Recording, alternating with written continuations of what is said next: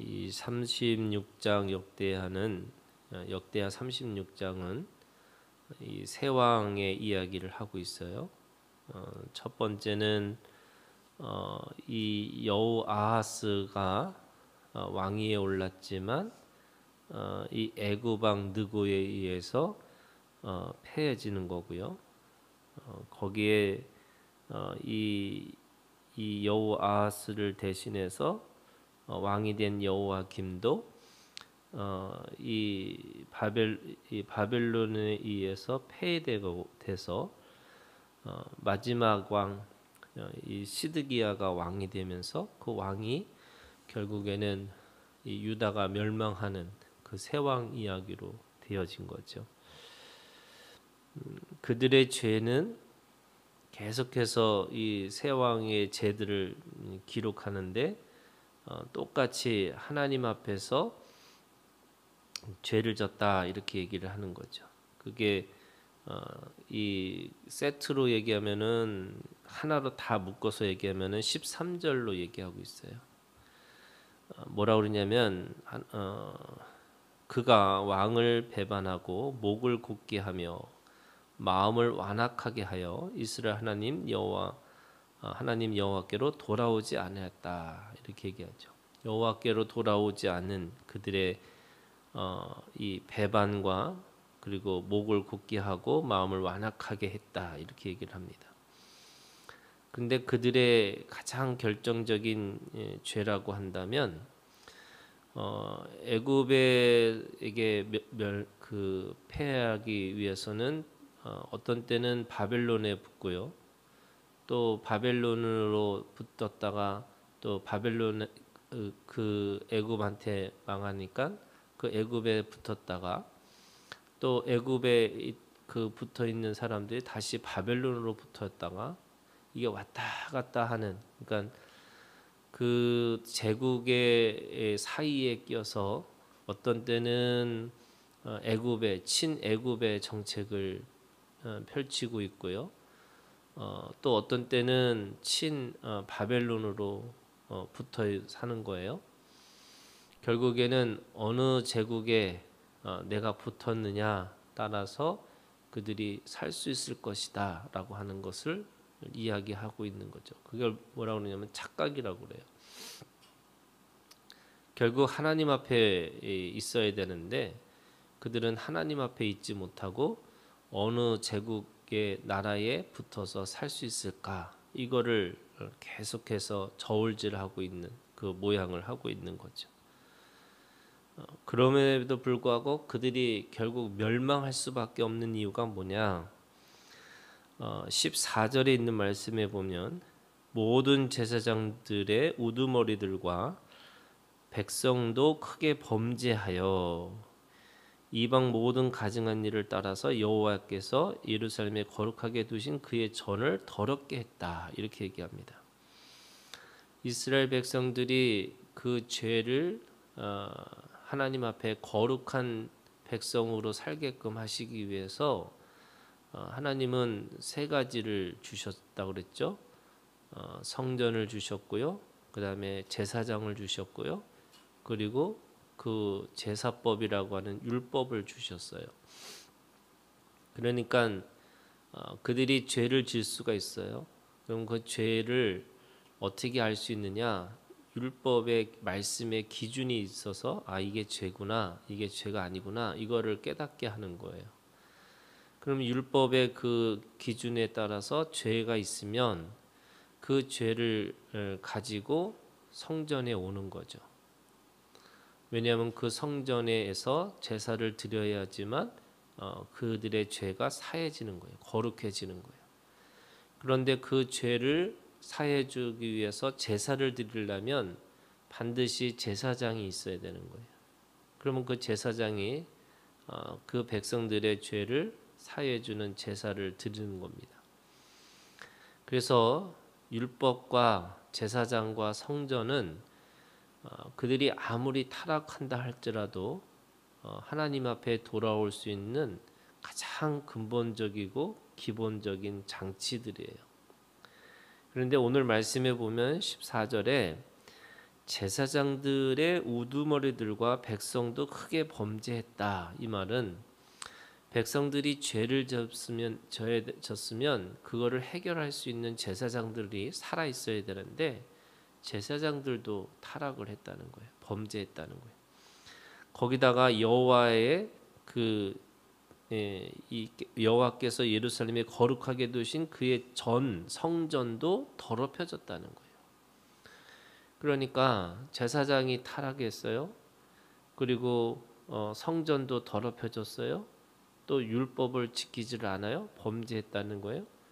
그러니까 이 세 가지가 다 망가지니까 16절에 그의 백성이 하나님의 사신들을 비웃고 그의 말씀을 멸시하며 그의 선지자를 욕하여 여호와의 진노를 그의 백성에게 미치게 하여 회복할 수 없게 하였으므로, 이게 회복할 수 있는 장치들이 다 무너진 거예요.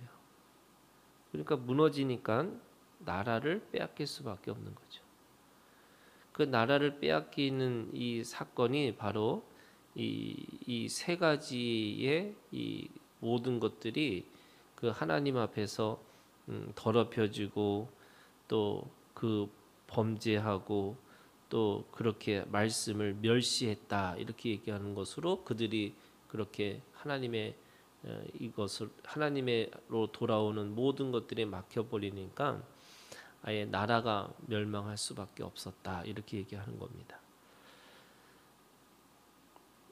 이 제국에 빌붙어서 살겠다고 하는 이 생각, 그것은 결국에는 하나님 앞에 돌아서는 죄를 진 거죠. 그리고 죄를 졌으면 돌아올 수 있는, 회복할 수 있는 그 모든 것들을 다 사람들은 멸시하고 또 그거를 따르지 않고 또 더럽게 했어요. 근데 이 역대하라고 하는 이 36장 이 마지막 장이잖아요.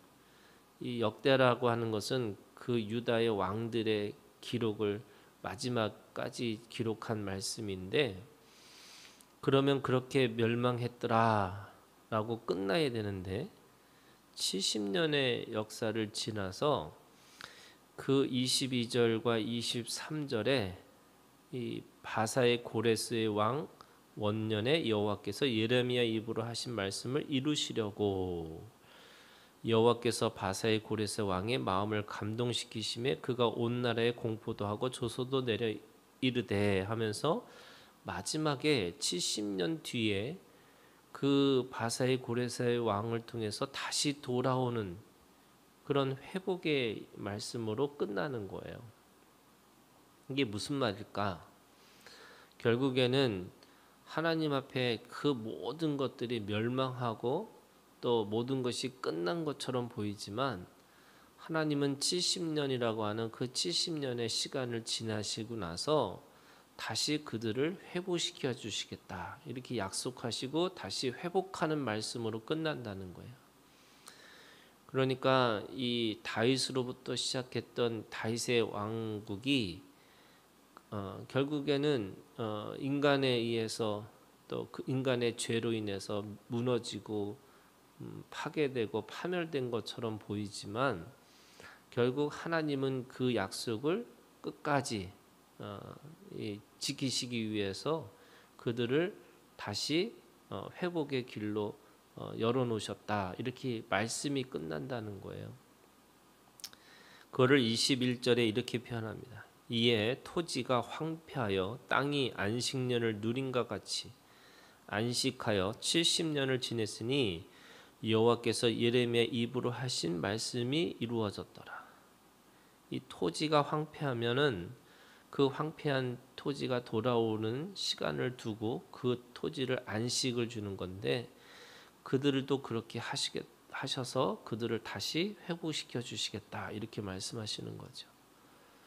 인간의 죄는 그 하나님의 약속을 저버리지만 하나님의 약속은 그 인간의 죄를 뛰어넘어서 그럼에도 불구하고 하나님은 포기하지 않으시고 그들의 회복의 시간을 주시면서 다시 그 하나님의 약속은 끝까지 지키시겠다 이렇게 말씀하시는 거죠. 그래서 이 다윗의 왕국이 결국에는 멸망한 것처럼 보이지만 그 70년으로 다시 돌아오고 또 그것을 통해서 예수님이 오셔서 그 다윗의 육신의 자손으로는 이 다윗의 왕국의 자손으로 오셔서 영원한 멸망하지 않는 하나님의 왕국을, 하나님의 나라를 다시 회복시켜 주셨다 이렇게 말씀하시는 거죠. 왜냐하면 그 예수님은 제사장으로 오셨고 또 성전으로 오셨고 말씀 그 자체로 오셨어요. 그래서 예수 그리스도를 믿는 모든 사람들에게 죄가 있으면서 그 죄를 회복시킬 수 있는 그 온전하고 완전하신 예수 그리스도로 말미암아 모든 사람들을 회복시켜 주셨다 이렇게 말씀하고 있는 거죠. 그래서 오늘 우리가 결국 이게 죄로 인해서 사람들이 다 멸망하고 또 이 죄로 인해서 다 끝난 것처럼 보이지만 우리는 예수님이 우리 가운데 오셔서 그 예수님이 우리를 온전하고 완전한 그 회복의 길로 열어놓으셨기 때문에 결국 우리는 절망하는 것이 아니고 또 이 세상의 어느 곳에 내가 빌붙어서 살 수 있느냐 그런 것이 아니고 바로 그 예수 그리스도를 믿음으로 말미암아 우리가 다시 회복되어질 수 있다.